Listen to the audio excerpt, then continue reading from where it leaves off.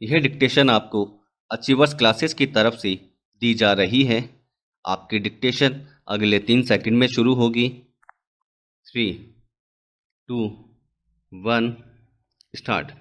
सभापति महोदय, वित्त मंत्री महोदय ने जो बजट सदन के सामने प्रस्तुत किया है वह बहुत ही बुद्धिमानी के साथ तैयार किया हुआ बजट है। उन्होंने कोशिश यह की है कि अमीर और गरीब कोई भी कर से बच न पाए, लेकिन उन्होंने उद्योगपतियों को थोड़ी सी छूट भी दी है। जो बड़े बड़े पूंजीपति लोग हैं उनको कर से कुछ मुक्त किया है, कुछ सुविधाएं दी हैं। मैं नहीं समझ पाया हूँ कि ऐसा उन्होंने क्यों किया है। वह जो चाहेंगे उसको करेंगे, लेकिन मैं भी जो सोचता हूँ उसको आपके सामने रखना चाहता हूँ। पैरा।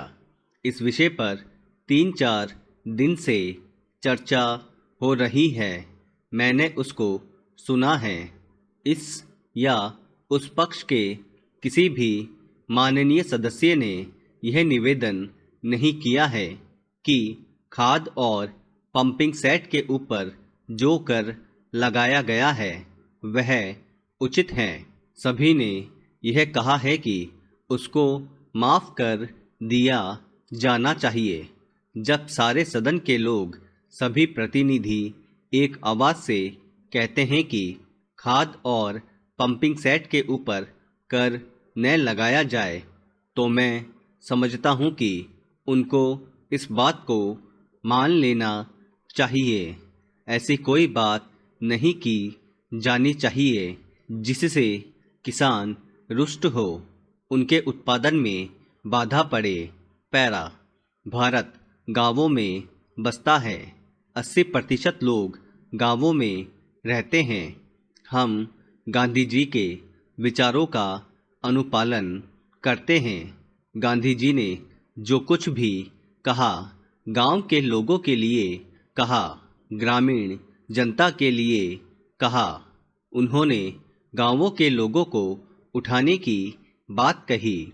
कोलकाता, चेन्नई, मुंबई, दिल्ली आदि शहरों के रहने वाले लोगों की ही उन्नति हो और गांवों में रहने वालों की न हो, ऐसा उन्होंने कभी नहीं कहा। वित्त मंत्री महोदय भी गांधी जी का शिष्य अपने आप को कहते हैं और उनका रूप अपने रूप में देखते हैं, और वह है भी।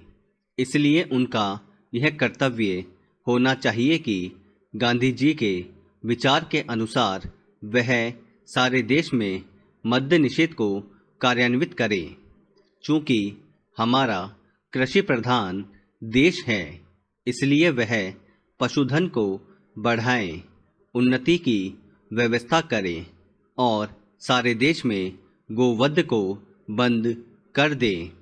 सरकार ने यह संकल्प लिया है कि हिंदुस्तान में समाजवादी समाज और लोक कल्याणकारी राज्य की स्थापना की जाएगी। इस समय देश में आर्थिक विषमता अधिक है। पैरा। सभापति महोदय, एक व्यक्ति की आमदनी 3-4 आने और दूसरे की 10-20 हजार रुपये है। अगर वित्त मंत्री महोदय इस विषमता को दूर नहीं करेंगे तो समाजवाद का नारा बिल्कुल कोरा और कागजी सिद्ध होगा। इस देश में 8-10 करोड़ हरिजनों का एक ऐसा वर्ग है जिसकी आर्थिक स्थिति बहुत गिरी हुई है। इस बजट में उनकी उन्नति और कल्याण की योजनाओं का समावेश होना चाहिए।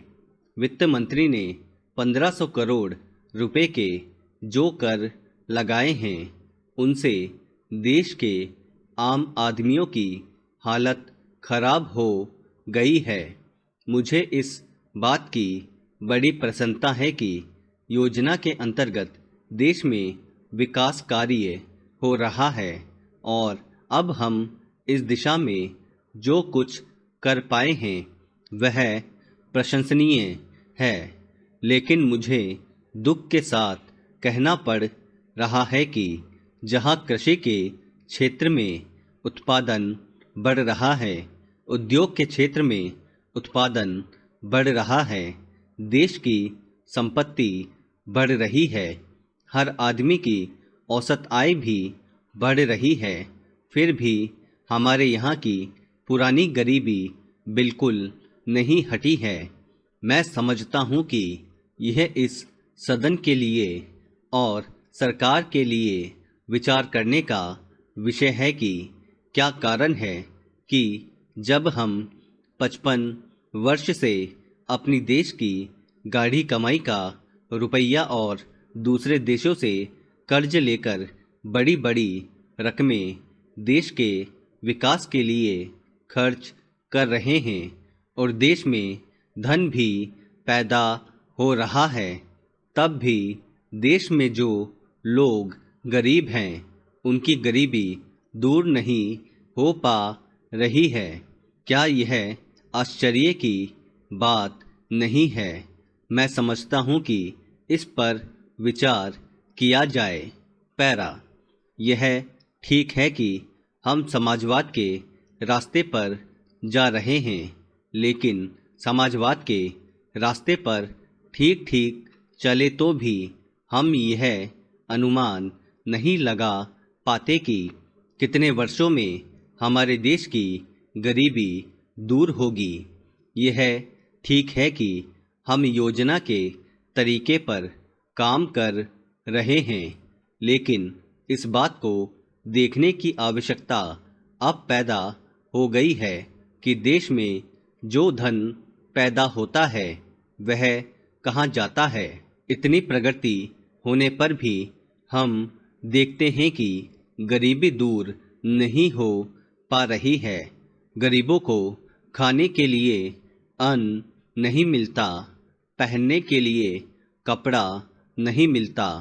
इसका क्या कारण है? यह गंभीरतापूर्वक सोचने की बात है। यह समस्या समाजवाद का प्रस्ताव पास करने से ही हल नहीं होगी। स्टॉप। दोस्तों, अगर आप चैनल पर नए हैं तो चैनल को सब्सक्राइब करना ना भूलें और बेल आइकन पर क्लिक करें। Thank you.